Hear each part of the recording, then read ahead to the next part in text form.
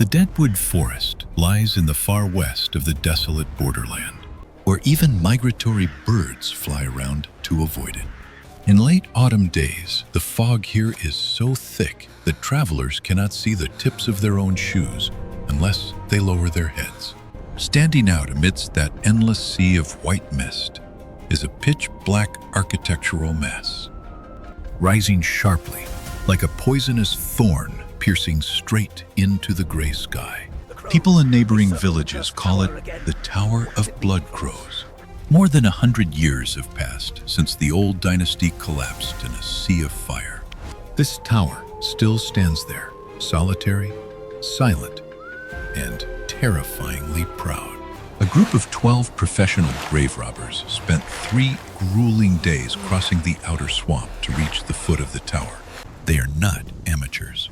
On each person's shoulder are cumbersome specialized digging tools, crowbars made of forged steel, ropes braided from dead people's hair to ward off evil, and dull yellow amulets bought from northern sorcerers at exorbitant prices. Their target is the legendary treasure rumored to be buried with the last prime minister of the previous dynasty, who imprisoned himself in the tower and never walked out again. The leader, a burly man with a long scar across his face, signals the group to stop in front of the heavy ironwood door. The door is more than 2 heads tall, sealed with a green rusted bronze lock as big as a large rice bowl. The carved patterns on the door have been worn away by time, leaving only faint lines of eyeless dragons twisting. No one says a word to anyone. They automatically scatter out of habit. The 2 strongest men step forward to pry the lock, while the remaining 10 stand in a guard circle, hands gripping dagger hilts hidden in their sleeves. The dry clack-clack sound of metal hitting metal breaks the 1,000-year silence of the old forest. That sound echoes, hitting the ancient trees and bouncing back, sounding piercingly chilling. The afternoon wind begins to blow harder, sweeping through the leafless tree canopies, creating a whistling sound like resentful wailing echoing from the underworld. The cold in Deadwood Forest is not like the cold of ordinary wind and mist. It is piercingly cold, like needles, penetrating through layers of thick, rough cloth, seeping deep into the marrow, making finger joints numb and stiff. The people standing in the back begin to feel inexplicably restless. They exchange glances, then furtively look up at the tower peak hidden in the clouds. A strange scent begins to invade their sense of smell. It is the smell of damp, moldy earth rising pungently, mixed with a very faint, lingering, fishy smell, like old blood dried on cold stone. Their hearts beat faster than usual. Beads of cold sweat break out on their foreheads, even though the outdoor temperature is dropping very low. A vague sense of unease creeps into their chests, as if thousands of invisible eyes are staring at the back of their necks from within the white mist. Click-dot. The sound of the lock shattering rings out crisply, cutting off everyone's train of thought. The leader nods to signal, then together with the 2 subordinates, pushes hard. The ironwood door groans and creaks, the friction sound sounding like the teeth grinding of an old crone, then slowly opens to both sides. Immediately, a gust of cold air from inside the tower rushes out, blowing into the faces of the 12 people, carrying the smell of dead time and stagnant decay. In front of them is a pitch-black throat, deep and sucking, like the mouth of a giant beast, hungry and waiting for prey to deliver itself. They light 12 fish oil-soaked torches. The flickering firelight illuminates the first footsteps stepping across the cold stone threshold. The door behind them remains wide open, but the darkness inside the tower seems to thicken, swallowing the weak sunlight outside. The treasure hunt has begun, but none of them know that what they are about to find is not gold or silver, but a nightmare with no way out. The space inside the first floor is much larger than what they imagined when looking from the outside. 12 torches burn fiercely in the hands of the grave robbers, but that sickly yellow light seems to be swallowed by the darkness as soon as it leaves the flame, by more than 3 meters. The ceiling is immensely high, sunken in eternal night. No one can see the beams or roof tiles, only feeling a heavy emptiness pressing down on the top of the head. The air in here is thick, with little circulation, causing the torch flames to flicker, growing large and small, like the breath of a dying person.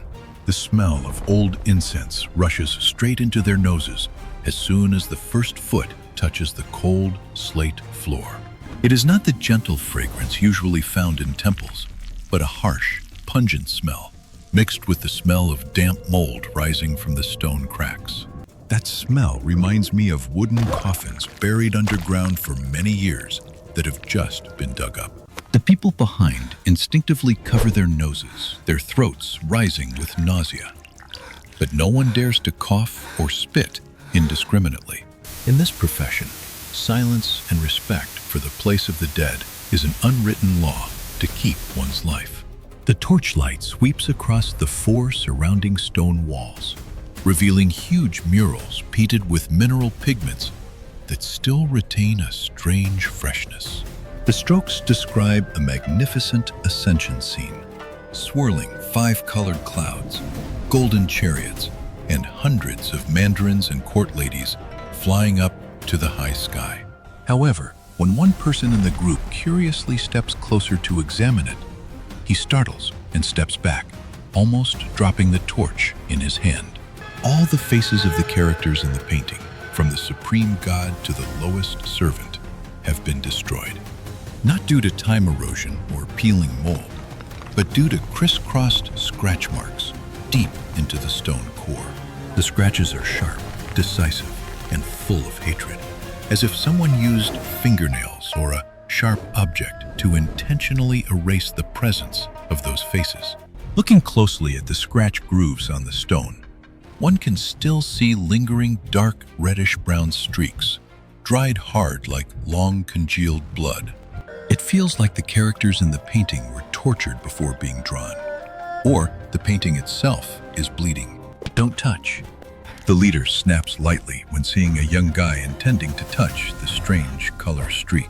His voice rings out and then echoes from the 4 stone walls, creating distorted echoes that sound like the whispers of others replying.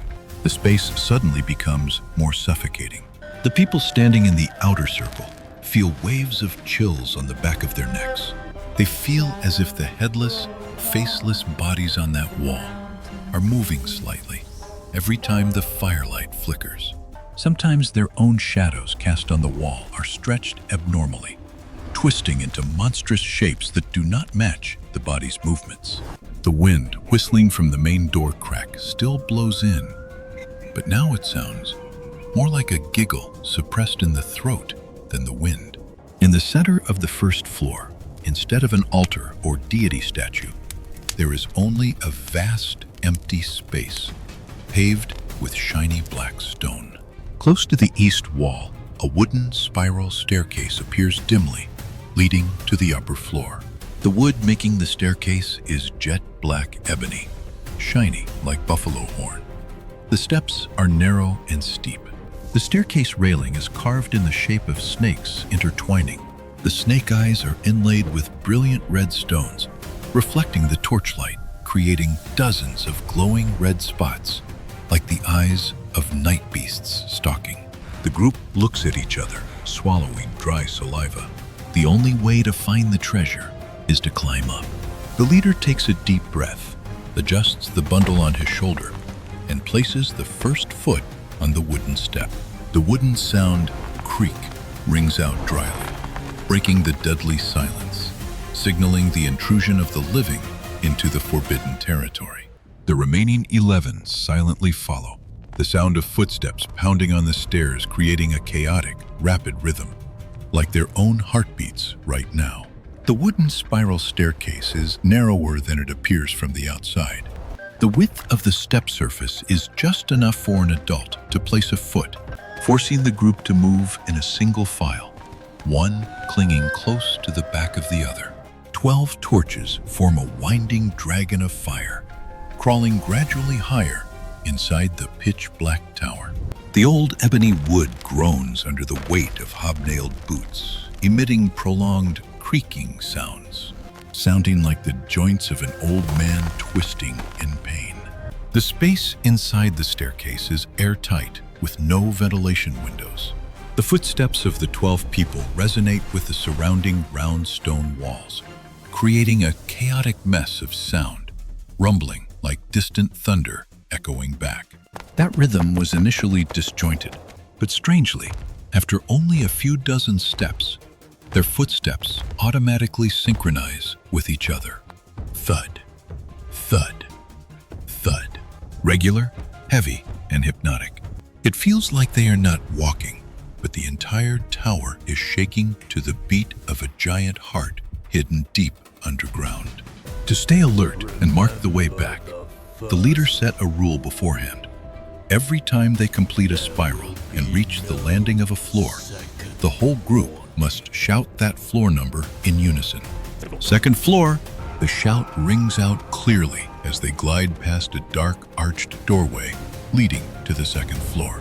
No one stops to examine because the goal is the highest floor where the coffin is hidden. The torchlight only scans briefly, showing the second floor empty. Dust covering it so thick, it looks like a layer of ash-gray felt carpet. Huge spider webs cover the ceiling corners, dense and wide like old fishing nets, trembling slightly as the heat from the passing group rises. They continue to climb. The staircase still winds clockwise, the steepness not changing at all. People in the middle of the line begin to feel dizzy, constantly staring at the back of the person ahead, and the glossy black spinning steps deceives their vision. There are moments when they feel like they are standing still, and the staircase is the thing sliding down under their feet. Sweat begins to stream down their spines, even though the surrounding air remains inexplicably cold. Third floor. The shout this time is somewhat more disjointed. The breathing of those carrying heavy loads begins to become ragged. The gasping sounds mix with footsteps, creating a ghostly chord. The sound echoing in the narrow shaft makes their ears ring. Some feel their chests tightening, as if air pressure is changing suddenly, even though they have only climbed about 15 meters. The last person in the group is the youngest young man. His duty is to guard the rear. He grips the dagger tightly, occasionally turning his head to look down into the deep abyss below the staircase. In the flickering light of the torch in his hand, he sees the wooden steps below, darkening, darkening, then sinking into nothingness. But what makes him shudder is not the depth, but the feeling that someone is walking right behind his heels. Every time he stops a beat to adjust his shoelace, the footsteps behind also stop. When he steps forward, that sound rings out again. Thud, thud, very soft, very light.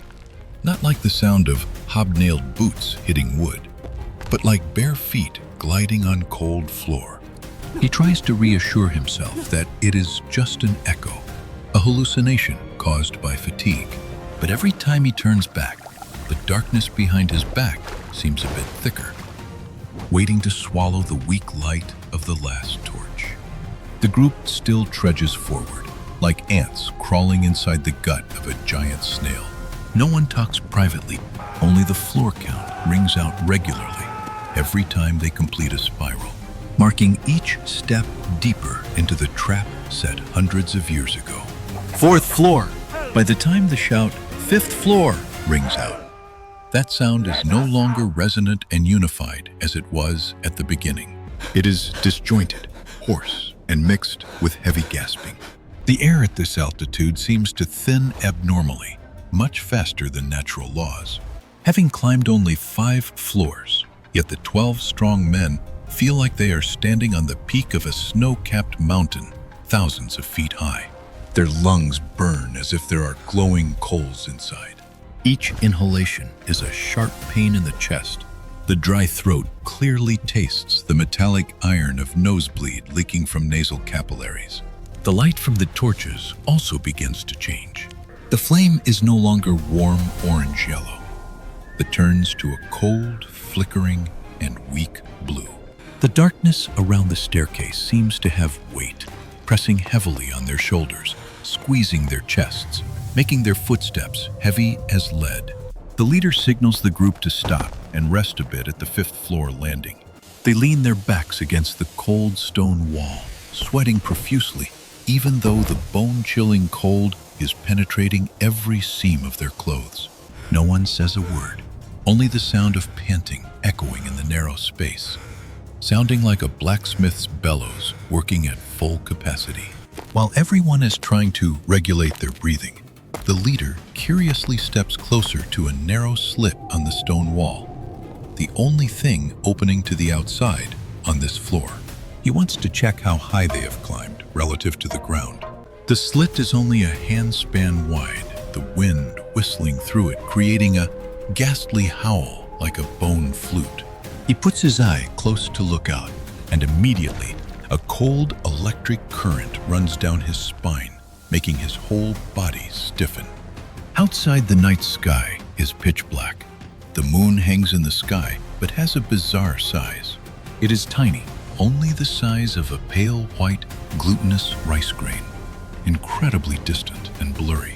Normally, at the height of the 5th floor, the moon cannot look so unreasonably small, unless they are at an unimaginable height, far beyond the cloud layer of the highest mountain in the borderland. However, the shuddering contradiction lies in the hearing. While the eyes see the moon far away, his ears hear the sounds of the ground clearly right next to him. The sound of crickets chirping, frogs calling mates up from the swamp. Even the sound of dry leaves rustling under the footsteps of night beasts. Those sounds ring out loud and clear, as if he is lying with his ear pressed to the damp ground, not standing on a towering tower. He shakes his head vigorously, rubs his eyes, and looks again. Still that paradox. Vision of 10,000 feet high, but sound right at ground level. A feeling of nausea and dizziness hits. Space and time in this place seem to have been bent according to some heretical law. He turns back to look at his 11 exhausted companions leaning against the wall, intending to open his mouth to say something, but then swallows it back. Fear is the most contagious thing, and in this situation, panic will kill them faster than any monster. Keep going, he orders curtly, voice hoarse. The group wearily stands up, adjusting their luggage. They do not notice the change in color on the leader's face. They continue to place feet on the polished ebony steps, starting the journey to climb to the 6th floor. The footsteps ring out, thud, thud, again. But this time, mixed in the echo of footsteps, there seems to be a very small, giggling sound coming from the very cracks of the steps under their feet. The group drags their steps past the 6th floor with exhaustion clearly visible on every face. The air is now so dry that the skin on their lips cracks and oozes blood. Every breath hissing through teeth carries the salty taste of sweat and the smell of 1,000-year-old stone dust. But the only motivation dragging them forward is the ironclad belief in ancient maps and the oral tradition of grave robbers. The Blood Crow Tower has exactly 7 floors. The 7th floor, the highest floor, is where the Prime Minister's tomb and priceless treasure are placed. Come on, only one more floor, the leader encourages, panting, his voice hoarse like sandpaper rubbing on wood. They summon their last bit of strength to climb up. The rhythm of counting footsteps is now disjointed, no longer synchronized. Someone has to use both hands to grip the snake-shaped railing tightly to pull himself up each step. Excitement mixed with fear causes adrenaline to spike in their blood as light from the first torch shines onto the landing of the next spiral. 7th floor. The shout rings out, but instantly dies out, strangled right in the throat. There are no cheers of victory, no sighs of relief. Only deadly silence envelops the 12 people standing petrified on the spot. Before their eyes, there should have been a large door leading to the tomb, or at least a stone ceiling blocking the way. But no, nothing ends here. The ebony spiral staircase continues to wind, spiraling upward, vanishing into pitch black darkness. The steps remain perfectly even, shiny, coldly inviting them to step further into the unknown. The light from 12 torches clustered together cannot pierce the thick darkness above.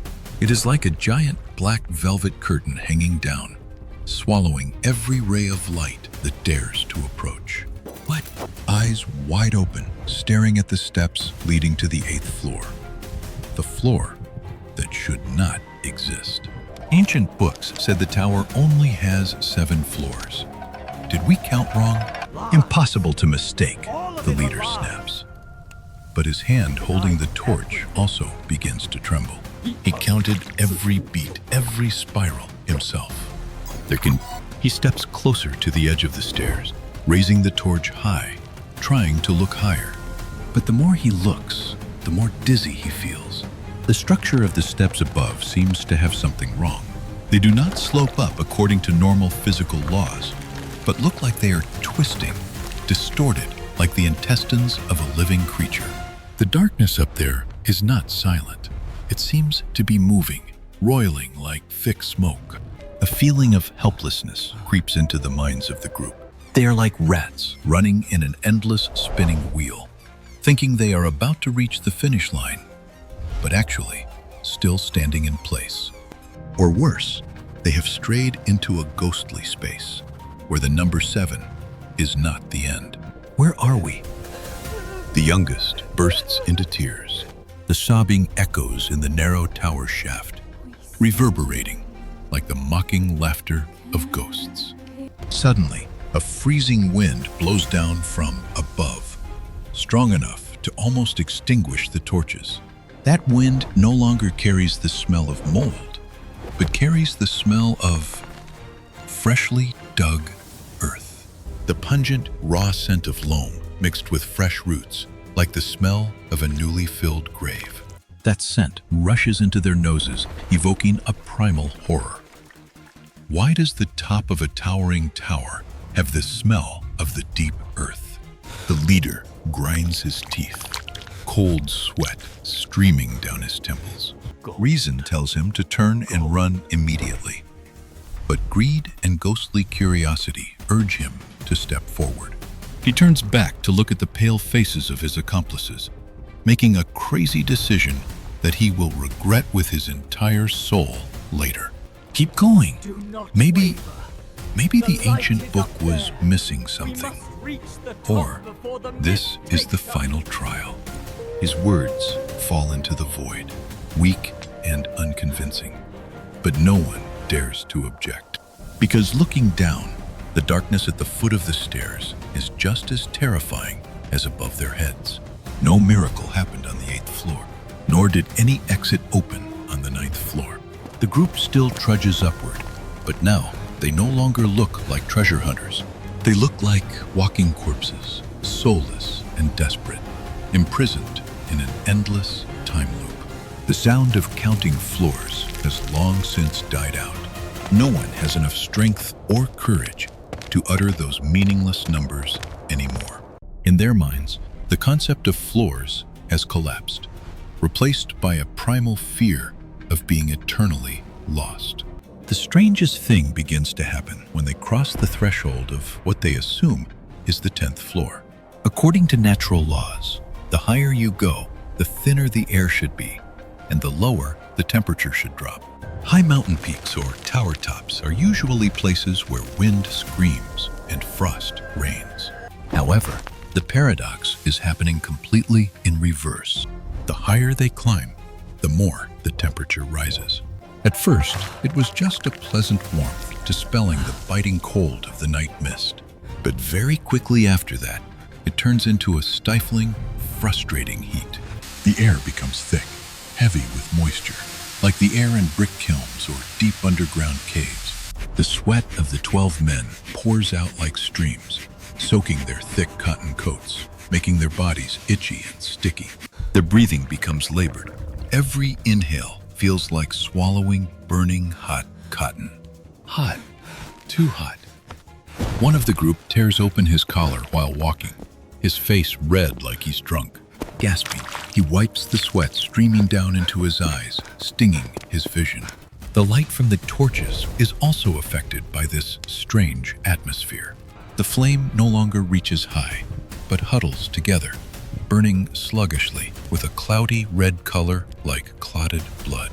Smoke from the torch does not rise up, but lingers around their feet, hovering on the wooden floor, creating a layer of pitch-black mist, obscuring the view below. The leader stops, leaning his whole body against the wall to catch his breath. He intends to wipe sweat from his forehead, but suddenly freezes. His hand just touched the stone wall next to the staircase. A wet, soft sensation transmits to his fingertips, making him startled and pull back. He brings the torch closer to the wall to examine it. Oh, heavens.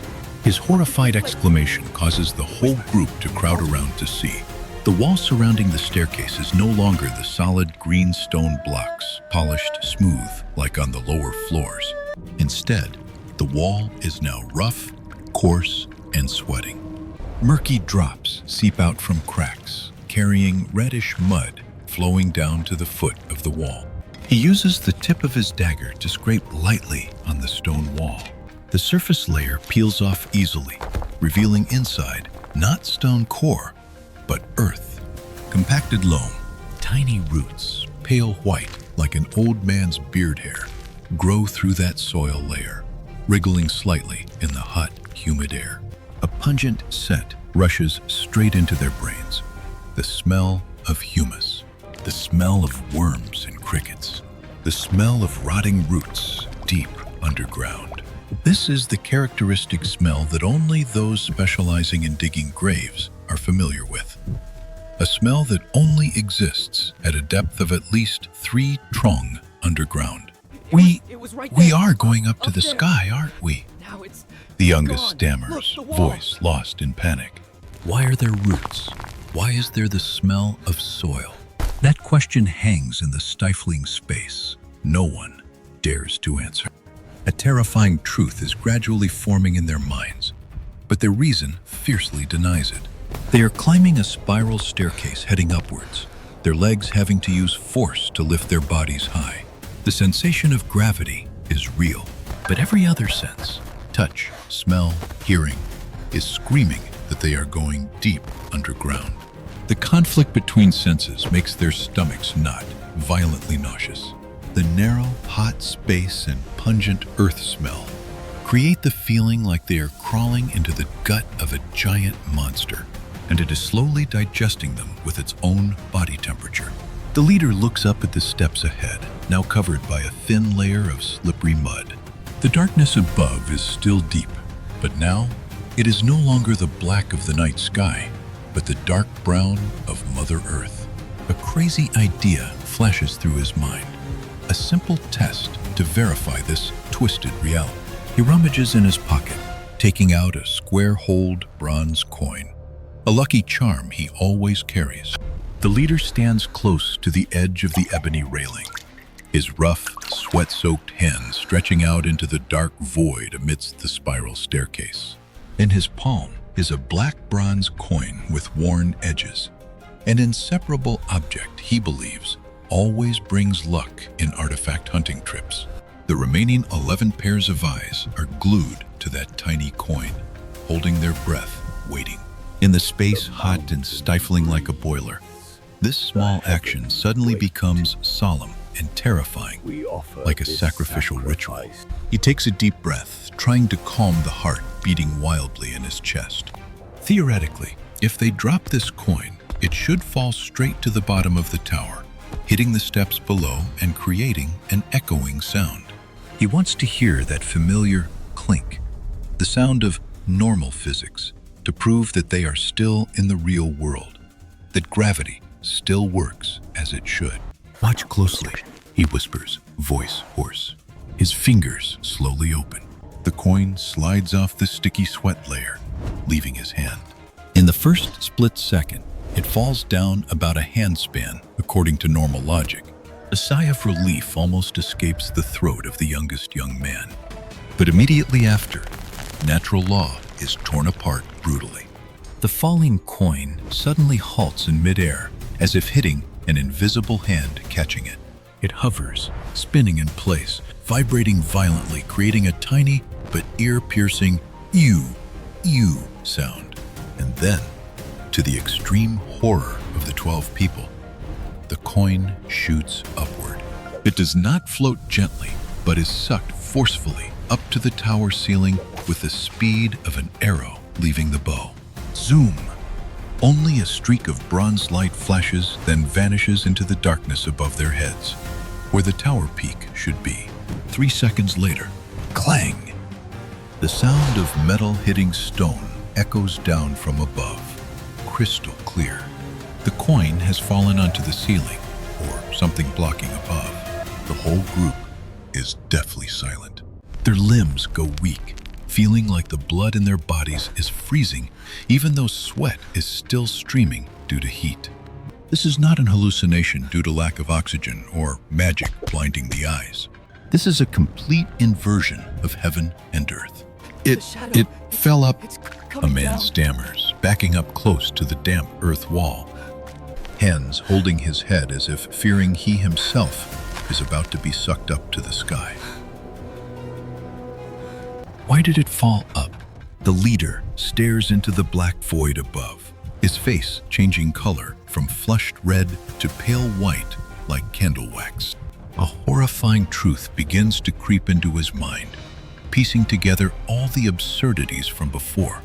The tiny rice grain moon, crickets chirping right by the ear, smell of damp earth, roots growing in walls, and the stifling heat of the underground. He looks down at his feet, then looks up at the steps leading upwards. A violent wave of dizziness hits, making him cling tightly to the railing to avoid collapsing. Actually, they never climbed up at all. Right from the moment they stepped on the first step, the ghostly structure of Blood Crow Tower deceived their vestibular system. They thought they were using strength to climb high, but in reality, the slope of the stairs and the strange suction of this tower misled them. For the past 10 floors, they were actually walking down. They are going deep underground. The more they climb up, the deeper they crawl down. The tower peak they are trying to reach is actually the bottom of hell. And the suction that just swallowed the coin is the true gravity of the Earth's core. But here, it has been bent to pull everything towards that deep core. We are being buried alive, the leader exclaims, voice shattered, containing ultimate despair. Right at that moment, the torch in his hand suddenly flares up violently, then turns a ghostly green. That green light illuminates clearly what is waiting for them on the staircase ahead. The ebony steps have completely disappeared, replaced by steps made of human bones packed tight into red clay. And from the darkness above, actually deep below, a giggling sound rings out. This time it is not the wind, nor an hallucination. It is the laughter of hundreds of mouths opening at the same time, welcoming the guests who voluntarily walked into the tower's stomach. The truth hits the 12 men's heads like a sledgehammer. Legs once solid as rocks are now jelly, trembling uncontrollably. The concept of direction in their heads completely collapses. Up is down, down is up. Ascension is actually descent into earth. A violent wave of dizziness hits, causing 2 of the group to collapse and retch violently. Gastric juices mixed with sweat fall to the wooden floor, rising with a sour, pungent smell in the enclosed space. Reverse spiral. This is reverse spiral architecture. The leader screams, voice shattered, red, bloodshot eyes staring at the steps. He had heard of this ancient architectural trap in forbidden books, but never believed it was real. By adjusting the floor tilt and wall curvature, the architect can deceive the human vestibular system, making them believe they are climbing while actually descending gradually along a giant spiral. They have gone down for 10 floors. This depth must be equivalent to crawling to the bottom of a deep abyss well. No wonder the air is so hot and smells so strongly of earth. They are not nearing heaven, but leading themselves down to hell, closest to the earth's core. Look, someone screams, pointing at the wall. When the illusion of space is broken, the tower's camouflage also begins to peel off. Under the greenish light of the dying torches, the stone wall disappears. Instead, there are blocks of red, wet loam, contracting rhythmically like the intestinal wall of a living creature. The pale white roots they saw earlier now swell up, twitching, looking like blood vessels pumping nutrients. Or their very fear, down to the giant stomach below. The temperature rises dizzyingly. The air is scorching hot, burning skin, making their hair frizzle. A dull thud-thud sound rings out from all sides. No longer their heartbeats, but the heartbeat of the tower itself. It has awakened. It knows the prey is deep in its belly, and now is the time to start digesting. Turn back, run, now! The leader screams, shoving the person behind him hard. Survival instinct rises strongly. The whole group turns around, jostling and shoving each other to run down, which is the direction to the escape exit. But as soon as they turn their backs to the darkness above to face the path they just traversed, a horrifying scene hits their eyes. The ebony steps they just stepped on have now changed shape. They are no longer smooth, shiny surfaces. The step edges become sharp, jagged like backward-growing fangs, pointing straight at their feet. The staircase structure seems to have narrowed significantly, squeezing the passage, like an esophagus contracting to prevent food from regurgitating. Don't stop, run! A terrified scream rings out. 12 people madly rush down the spike-filled steps. The sound of hobnailed boots hitting wood. The sound of fabric tearing by roots protruding from the walls. The sound of gasping mixed with cursing creates an extremely chaotic scene. They no longer keep formation. Everyone runs for themselves, trampling each other to find a way to live. But the more they run, the more they feel something is wrong. They are running in the opposite direction, theoretically going up to the ground. But the feeling of gravity pulls them down. Legs heavy as if wearing stones. Every step lifted is torture. Feeling like a giant invisible hand is grabbing their ankles, intentionally dragging them sliding backwards towards the deep darkness they are trying to escape. And then, the first runner stops abruptly, causing the whole bunch behind to crash into each other and fall over. In front of them, at the landing of the next floor, an old bronze sign appears, nailed to the bleeding earth wall. On the sign are carved two distorted seal script characters, bright red, as if written in fresh blood. 13th floor. The real nightmare is not when you see a ghost, but when you realize you cannot escape this place, no matter how fast you run. Floor 13? There is no floor 13. A grave robber screams, voice lost in fear, limbs flailing wildly like a drowning person grabbing a stake. He rushes to the bronze sign, using the dagger hilt to strike it hard. Clang! Clang! Stark white metal scratches appear on the dull black bronze background, proving the sign is a real object, not an illusion. Run! Forget that sign! Just run back and we'll get out! The leader shouts loudly, drowning out the giggling sound still echoing in the air. The group of 12 continues the mad marathon race with death. They run counterclockwise, trying to climb the steep steps to find the way back to the ground. The stifling heat blows into their faces like the breath of a fire dragon. Sweat runs into stinging eyes, but no one dares to stop to wipe it. The thud-thud sound of footsteps pounding on the bone earth floor creates a chaotic noise, sounding like war drums urging soldiers to death. They run one full spiral loop, 2 loops, 3 loops. According to the guide's calculation, at this speed, they must have climbed at least 3 floors, meaning they should see the light of the 10th or 9th floor. But the darkness ahead is still thick, swallowing the flickering torchlight. And then, at the next turn, the dim light shines again on a familiar object attached to the red earth wall. An old bronze sign. On it are carved 2 bright red seal script characters. 13th floor. The group stops abruptly, people behind crashing into those in front, falling over. The air goes silent, only heavy, gasping sounds remaining, like a failing blacksmith's bellows. No, impossible. The grave robber from before tremblingly steps forward. He shines the torch on the sign's face, searching for the scratches he just struck there minutes ago. The sign face is smooth, shiny. Not a single scratch, not a blemish. It is as new as if it was just hung up a second ago. We haven't moved at all, the youngest exclaims, dropping his hands limp. The dagger falls clack to the floor. We are running in a circle. It won't let us out. The leader grinds his teeth until his jaw dislocates. He draws the sharp dagger at his hip, slashing a powerful stroke into the earth wall next to the sign.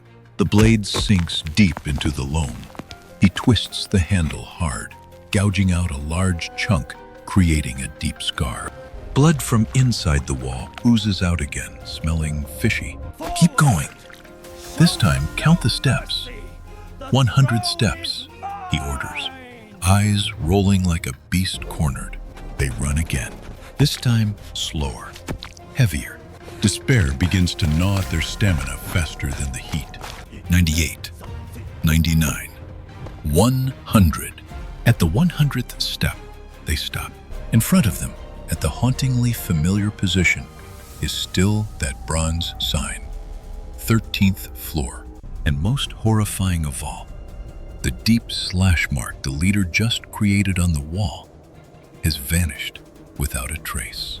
The earth wall is intact, smooth, even wet, as if just lubricated with a layer of slime. Space has been bent. Time has been erased. They are trapped in a closed stomach, where every effort to escape is just entertainment for the entity swallowing them. Suddenly, the torch of the last person extinguishes, not due to wind, nor running out of oil. It's snuffed out as if someone used 2 fingers to strangle the flame. Darkness lunges, swallowing that person whole. Part 10.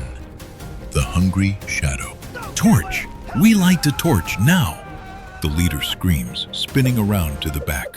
The sound of flint striking clack-clack rings out in the dark, sounding urgent and panicked. A spark flashes. Then, the torch flares back to life. The sickly yellow light pushes the darkness back a little, illuminating the pale faces of the remaining 11 people. 11 people. Where is 2? The leader asks, voice trembling violently. Everyone looks around frantically. The young man named 2, who walked last and held the extinguished torch, has vanished. Not a single cry for help. Not a sound of running footsteps. Only his torch lies rolling on the floor, oil spilling out. 2, someone calls out loudly. The call echoes against the earth wall, but there is no answer. Instead, the surrounding walls begin to move. Under the flickering light of the remaining 11 torches, their shadows cast on the wall suddenly become strange. Normally, shadows must fall in the direction of the light. But right now, the pitch-black shadows on the red earth wall are standing upright, completely separate from the tired, hunched posture of their owners. Those shadows are taller, elongated, with fingers sharp as claws. They no longer mimic human movements. They are observing them. What is that? The person standing next to the wall screams, pointing at his own shadow. That shadow is slowly turning its head to look at him. And the pitch-black, featureless face of the shadow, a stark white groove suddenly cracks open, a smile stretching to the ears. Before he can react, the shadow extends a long arm out of the 2D plane of the wall. It grabs his collar and pulls hard. The man lets out a terrified shriek, trying to struggle, clutching at the person next to him. But the shadow's strength is unimaginable. It doesn't pull him down to the floor, but pulls him into the wall.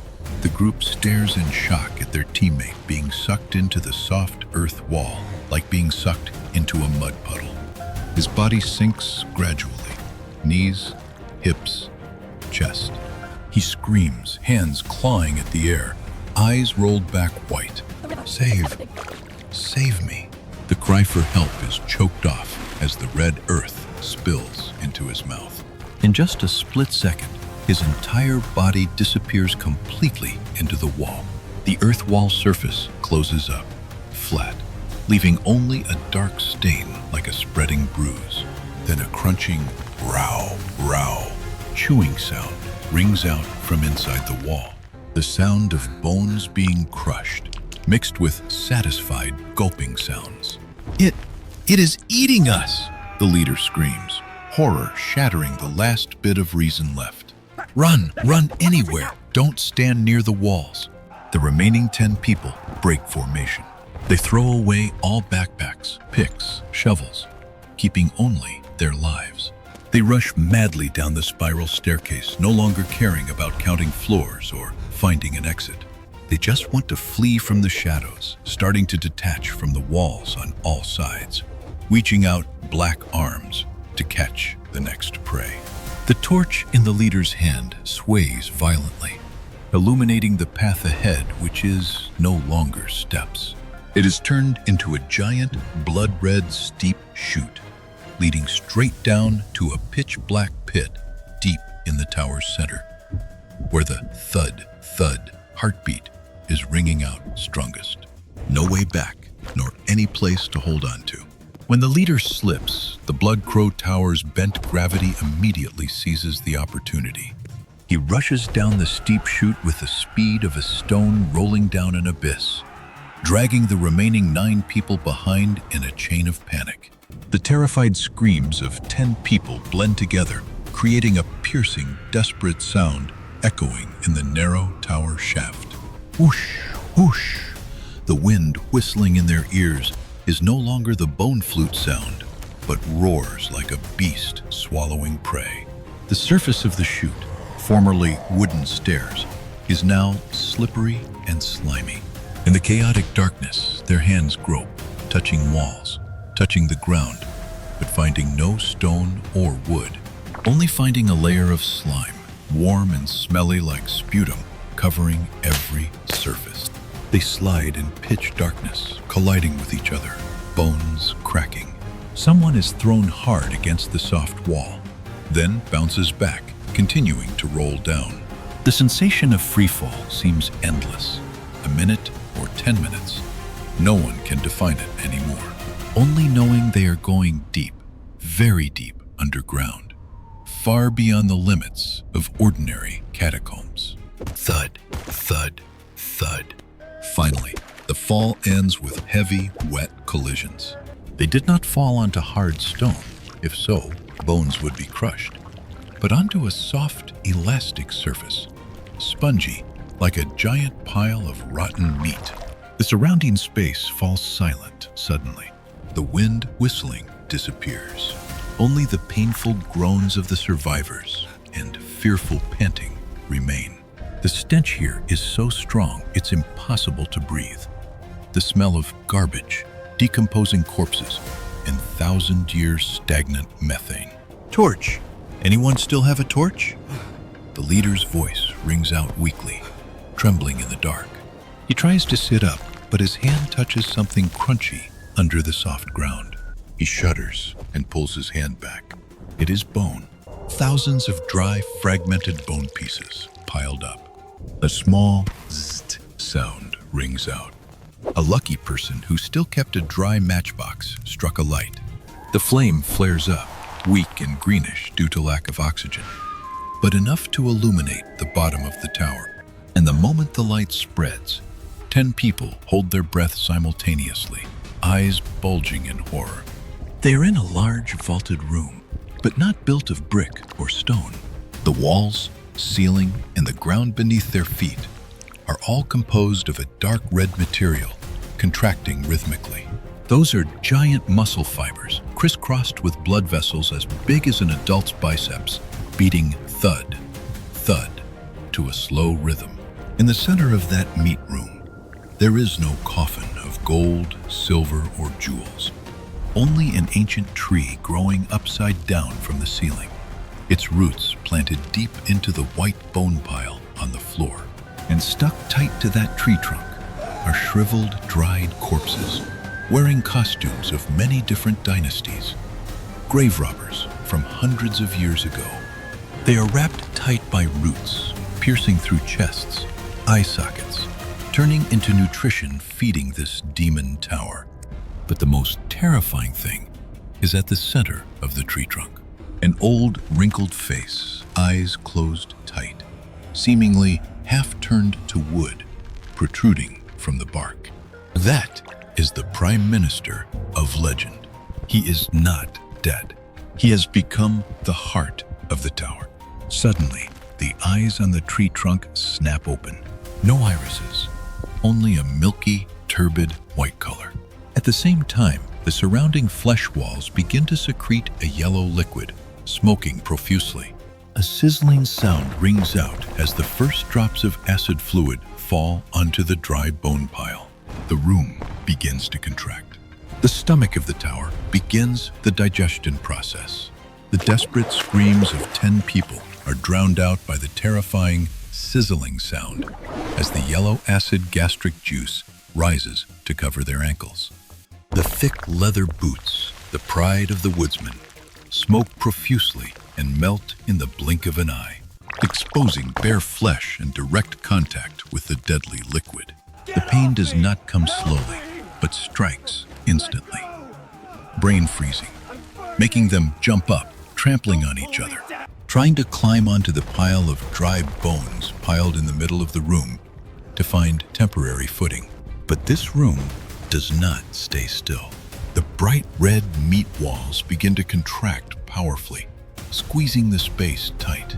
From the high ceiling, ancient tree roots hang down like hungry pythons, wrapping tightly around the necks, arms, and legs of the struggling people. The leader swings his dagger wildly, slashing at those roots. Black blood splatters, but for every root cut, 3 others grow back, faster and stronger. Don't! The youngest grave robber is wrapped around the waist by a root as thick as a thigh, lifted high into the air. He kicks madly, but in a split second, the root tightens. The dry crack sound of ribs shattering rings out. His body goes limp, then is pulled hard toward the tree trunk in the middle of the room, where the old minister's face is waiting with wide open white eyes. The tree seems to absorb his life force directly.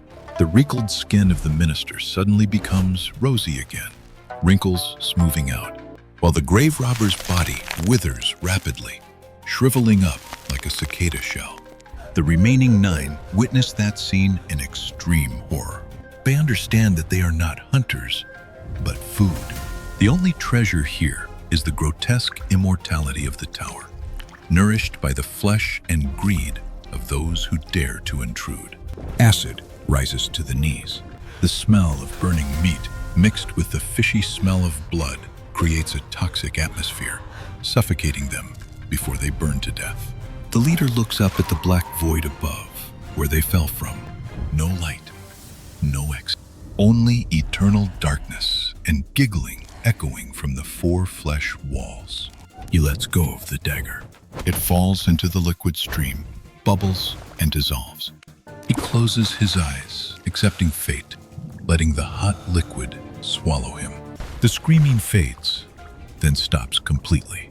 Only the gurgling sound of the giant stomach working remains, crushing and dissolving 12 lives into its depths, turning them into part of this ghostly architecture forever. Early next morning, the red sun slowly rises from the eastern mountains, dispelling the thick fog covering Deadwood Forest. The first rays of sunlight shine down on the forest, waking the birds to chirp, creating a strangely peaceful scene. Blood Crow Tower still stands tall in the clearing, pitch black and proud. The heavy ironwood door at the foot of the tower is closed tight, the green rusted bronze lock sitting in its old place as if never broken. No trace of the 12 grave robbers, no footprints, no tin cans, no cigarette butts dropped. Last night's rain, or the tower itself, has wiped clean every trace of intrusion. Only the most observant woodsman would notice the small change. That is the wildflowers growing around the tower foot this morning, suddenly blooming more brilliantly than usual. The petals are deep crimson, bright red, bursting with vitality, as if just watered by a strangely nutritious fertilizer. Wind blows through leafless tree canopies, creating a soft, whistling sound slipping through the high windows of the tower. If listening closely, one can hear in that wind not just the sky flute, but whispers of 12 newly joined voices, recounting invisible treasures and never-ending stairs. Blood Crow Tower sinks back into sleep, patiently waiting for the next group of guests, those carrying enough greed to become a feast for the next 1,000 years.